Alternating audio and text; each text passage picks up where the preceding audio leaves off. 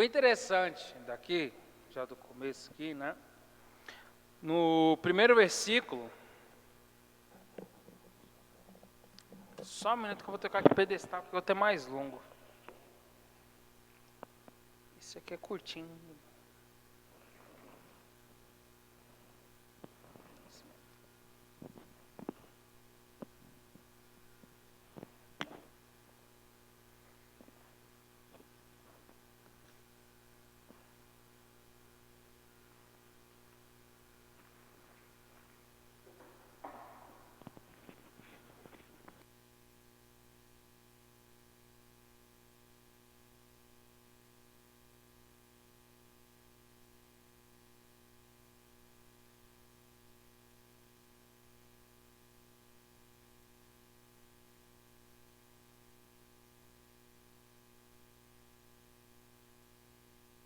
Glória a Deus. Melhorou. Agora eu consigo puxar para cá. Bom, nós já vemos no primeiro versículo o seguinte, né? Jesus dizendo aos seus discípulos: é impossível que não venham escândalos. Mas ai daquele por quem vierem. O interessante disso é que Jesus já sabia de todo o escândalo que poderia acontecer, né? Aí às vezes nós perguntamos, se ele sabia, então por que ele permitiu, né? A gente entender que por Cristo já conhecer o lado pecaminador do homem, a corrupção do homem, a mente maldosa do homem, Jesus já sabendo que o homem ele estava entregue aos seus desejos, né? Como nós vemos o Paulo dizendo que Deus permitiu com que aqueles que não queriam arrependimento, né? Queriam viver uma vida da gandaia, o próprio Deus lhe entregou os seus próprios corações aos seus próprios desejos. Cristo já sabendo que existiria falsos profetas, Cristo já sabendo que existiria falsos mestres, já havia alertado eles antes. Não é que Cristo, ele permite ou despermite, não sei nem se existe essa palavra despermite, né? Não é em questão disso, né? Não é Jesus falando assim, ó, você vai falar, você não vai falar. Você vai falar A, fulano vai falar B. Ele sabia que o ser humano, pela mente, natureza e a corrupção dele, era na cara que ele ia escandalizar. Se os próprios discípulos já estavam alegres por os demônios respeitar a autoridade deles pelo nome que há em Cristo Jesus. Se os próprios discípulos já estavam ali todos felizes, o demônio está se sujeitando a mim, né? Imagine então como seriam os outros demais. Aqueles que falaram, não, eu estou pregando, tem pessoas dizendo que minha pregação é boa, né? Tem pessoas dizendo que a minha pregação é diferenciada, e quando eu oro a coisa acontece, aí quando começa a subir para a cabeça, aí tira Cristo do centro e começa a colocar as suas próprias vontades, né? É onde às vezes nós vemos evangelho sendo pregado, não conforme a palavra, mas conforme uma experiência que eu vivi com Deus. Aí tem pessoas que pegam a experiência, né, o testemunho, e quer pregar para que todos venham viver a experiência que ele teve. A pessoa pega a experiência e coloca a experiência que teve como o evangelho de Cristo. Cristo já sabia que isso poderia acontecer. Se os próprios fariseus, que eram doutores da lei, já estavam fazendo o que estavam fazendo. Se quando o próprio Cristo, que era a voz de Deus, havia ordenado o povo no deserto a fazer aquela serpente de bronze, colocar sobre o madeiro, e todo mundo que olhar para aquela serpente fosse ser curado pelas picadas das serpentes do deserto. O povo depois pegou aquela estátua e levou para dentro de um santuário de Dagon, de Deus pagão, e começou a adorar a estátua, ao invés do Deus que curava através da estátua. Então Cristo já conhecia a corrupção do homem. Jesus já sabia que era impossível não haver escândalos com tal coisa sendo revelada. Porque o próprio Cristo já veio de fato trazendo essas boas novas, trazendo esse evangelho, né? Trazendo a novidade de vida, abrindo este reino espiritual, o reino de Deus sobre nós, para que o Espírito Santo viesse habitar dentro de nós. Era algo totalmente novo. E por ser totalmente novo, algumas pessoas iam começar a confundir as coisas. Nós vemos hoje em dia esse escândalo acontecendo como? Pessoas querendo vender artigos, dizendo que se comprarem estarão, mais perto de Deus, estarão libertas de algumas coisas. Uma coisa que todo mundo aqui, todos nós aqui já sabemos, daquela tal rosa, que compra rosa, aí os demônios entram na rosa, e a rosa depois é jogada num balde de óleo, aí os demônios vão sair da casa da pessoa. Era de tudo isso que Jesus estava dizendo, sobre o escândalo que era impossível não acontecer. Já era previsto que iria acontecer escândalos dentro da igreja. Que pessoas se dizendo santas, e quando fosse descobrir de fato quem era a pessoa, visse que a pessoa não era tão santa assim. Que a pessoa era abusador, que a pessoa, era um pedófilo, pedófilo. Jesus já sabia que haveria escândalos. Jesus já saberia, pela corrupção do homem, o escândalo era notável que iria surgir. Não é que ele não impediu o escândalo, ele já preveniu que o escândalo iria acontecer. Da mesma forma, a sua própria morte.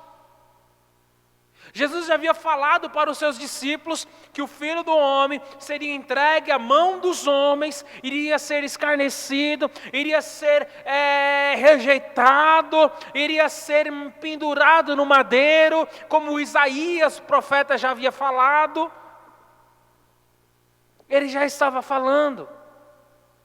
Então nós vemos aqui que os escândalos que acontecem hoje são normalmente de pessoas que fogem de Cristo e querem achar que o que falam de fato é o Evangelho.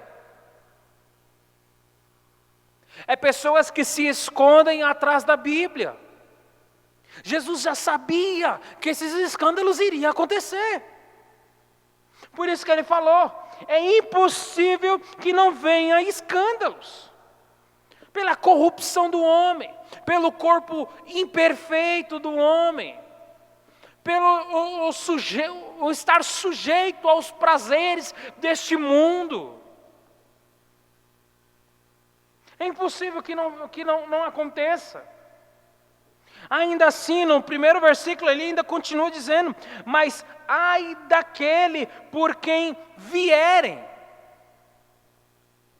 Ao mesmo tempo que ele alerta que vai vir, ele já coloca uma estaca, dizendo, olha, cuidado, se vier de vocês. Cuidado se o escândalo vier de vocês. Cuidado. É impossível que não aconteça o escândalo. O escândalo vai surgir, mas o escândalo não pode vir de vocês. E veja no versículo 2, ele ainda dizendo, melhor lhe fora que lhe pusessem ao pescoço uma pedra de moinho e fosse lançado ao mar, do que fazer tropeçar um destes pequenos. Às vezes nós achamos que quando aqui tratamos de pequenos, é somente de crianças. Mas aqui o texto deixa muito bem claro, que se é escândalo, e não vir dos seus, né, dos que estavam seguindo a Jesus, era justamente para confundir os próprios que estavam seguindo a Jesus. Aqui quando trata de pequenos, é justamente Jesus nos chamando a uma intimidade, como Deus nos chamando de filhos. Por isso que nós vemos lá em Mateus 25, do versículo 35 a 45, aonde vai dizer, toda vez que fizer a um destes pequeninos, também fazem a mim. Né? Aí a gente vê no Mateus 25, do 35 ao 45, lá vai falar sobre os presos, lá vai falar sobre os enfermos, lá vai falar sobre os que estão com fome, lá vai falar sobre os que estão com sede, lá vai falar sobre diversas situações que as pessoas estarão passando. E isso não é com criança, né? Isso é para com todos nós, filhos de Deus.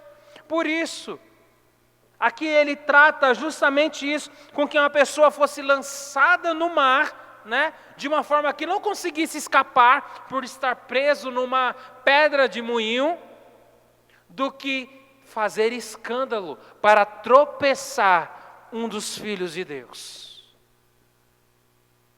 Melhor fora eu não ter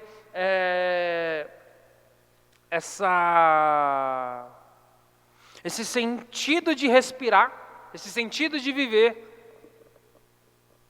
do que fazer uma coisa dessa. Então por isso que nós devemos nos policiar ao máximo, né? Policiar ao máximo para não gerarmos escândalos. Ele é inevitável, mas que não venha de nós. Ele é inevitável, mas que nós venhamos a pensar, toda vez que formos fazer alguma coisa que, sei lá, já seja marcado pela igreja ou algo assim, venhamos pensar, vai gerar escândalo? Porque se gerar escândalo, eu vou estar fazendo o errado. Eu vou estar pecando por gerar escândalo. Eu vou estar errando o alvo. Amém? Aí vemos o versículo de número 3. Olhai por vós mesmos. E se teu irmão pecar contra ti, repreenda-o. E se ele se arrepender, perdoa-lhe. Ele começa o versículo dizendo, olhai por vós mesmos. Ou seja, pense também. Reveja também. Faça uma autoavaliação. Se não tem gerado, né? Olhai por vós mesmos. Examine-se a si mesmo. Aí ele continua, do ponto para frente. E se teu irmão pecar contra ti, repreende-o, né? E se ele se arrepender, perdoa-lhe. E se pecar contra ti 7 vezes no dia, e 7 vezes no dia vier ter contigo, dizendo, arrependo-me, perdoa-lhe. Porque nós vemos muito aqui nesse ponto. O repreende-o. Às vezes nós falamos, não, eu não posso mostrar para o meu irmão aonde foi o erro. Não, senão eu vou estar apontando, né? Aí às vezes a gente vê essas frases das pessoas dizendo, não toque no ungido de Deus. Não julgueis para não ser julgado. Né? Ainda bem que Martim Lutero não deu ouvido a essas frases. Porque se ele tivesse dado ouvido a essas frases, hoje nós não estaríamos com a Bíblia em nossas mãos, né? Seria somente uma pessoa pregando e todo mundo ouvindo e aceitando, porque a pessoa que está falando. E nós não iríamos ter o conhecimento da palavra, não seríamos como os crentes berreanos, né? Analisando as escrituras. Estaríamos presos. Por Martim Lutero não ter dado ouvido a essas frases, aconteceu a reforma da Idade Média. Então, né, quando se trata desse não julgueis para não ser julgado, é em questão de você ficar caluniando o irmão, né? Ficar apontando as coisas. Por exemplo, aconteceu um fato, aí na vez de eu ir tentar repreendê-lo para ajudá-lo a ele se consertar, eu fico aqui, ó, você viu lá? Fulano fez isso. Olha lá, você viu fulano o que ela fez? Fez aquilo lá. Aí na vez de se tornar uma repreensão para que a pessoa ande sobre o caminho certo, acaba se transformando uma roda de fofoca, né? Uma roda de fofoca. Se torna uma panelinha. Porque uma coisa é panelinha, né? E outra coisa é a comunhão. Às vezes nós confundimos muito isso, né? Existem pessoas que são mais chegadas do que irmão, assim como o Provérbios fala, nós já estudamos isso. Mas a comunhão era uma coisa. Amigos mais chegados do que irmão é uma comunhão um pouco mais íntima. Não é que gera panelinha, porque panelinha não é feita de comunhão. Panelinha é feita de acusações, de fofocas. Panelinha é feita quando é para destruir a fé de alguém, para ferir alguém, para machucar alguém, né? Então, eu tenho que entender que a panelinha é se eu não repreendo o meu irmão para que ele ande corretamente. A panelinha é quando eu espalho para a igreja e o mundo sobre a pessoa, mas eu não tenho coragem de chegar na pessoa e falar, ô amigo, você quer uma ajuda? Ô amigo, eu estou percebendo que você está assim, você quer sei lá, um conselho, vamos orar junto, né? Isso se torna uma comunhão. E não ficar falando. Por isso que esse repreenda-o é justamente para alertá-lo a andar no caminho correto, né? Por isso que nós vemos que vira e mexe, às vezes na família, entre irmãos, às vezes sempre dá umas brigas, porque um quer mostrar onde o outro errou, e o outro não quer aceitar, aí sai aquelas brigas, né? Mas é mostrando onde errou justamente para poder consertar. O contrário é aquelas câmeras no modo antigo, né? Que às vezes nós falamos aí igual os memes. Aí quando vai ver, tá as pessoas tudo sentadas na janela, olhando para a rua, filmando tudo que está acontecendo, né? Sabe da vida de todo mundo na rua, mas interceder para o povo que é bom, nada. Então daí nós vemos a diferença de panelinha para comunhão, ao ponto de ter amigos mais chegados do que irmãos. Por isso que nós vemos ainda na sequência do versículo 3 que fala, e se ele se arrepender, você não é obrigado a forçá-lo, né? E se ele se arrepender, perdoa-lhe.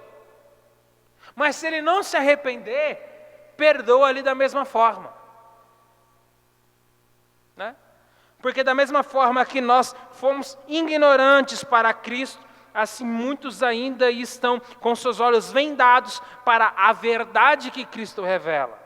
Então nós vemos no versículo 4 que independente de quantas vezes a pessoa errar conosco, nós podemos perdoá-los. Nós podemos perdoá-los. Só que aí é aí onde entra, né? Uma certa pergunta que eu ouvi há uns dias atrás agora.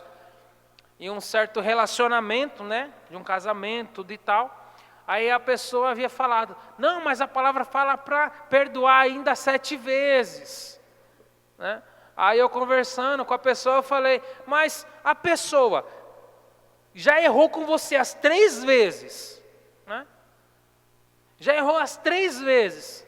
O perdoar não significa que você tem que aceitar a pessoa dormir na sua mesma cama, novamente. Só para dar uma justificada aqui, o erro, irmãos, era traição, tá? Era adultério. Então, o perdoar não significa que tem que viver ali juntos com a pessoa que lhe traiu. Não é? O perdoar é você liberar o perdão para que essa pessoa continue com a comunhão em Cristo Jesus, se houver o arrependimento de fato no coração da pessoa. Então, independente, o perdão é uma coisa, o conviver é outra. Né? Do versículo 5 adiante, vou dar uma agilizada.